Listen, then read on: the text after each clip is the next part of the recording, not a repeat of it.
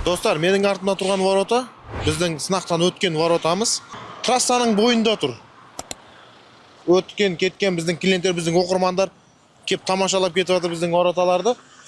Бұл ворота несімен сынақтан өткен? Бұл краскасын шашып, қардың, жаңбырдың астына қойып қойғанбыз. Құдай қалса әдемі тұр. Әлі мүлдем ешқандай өзгеріс болмаған. Кеше краска шашылғандай әдемі тұр. Бұл воротамыз материалдары полный қалың материалдан жасалған, листі 1/8, профильдары 2,5-дық. Короче, барлығы как положено жасалған ғой. Бұның размері еніне 3/80, бойына 3/30. Жоғары жағы отдельно ашылатын қылып істелінген. Үлкен машина кіретін жерлерге ол әдемі шешім болады.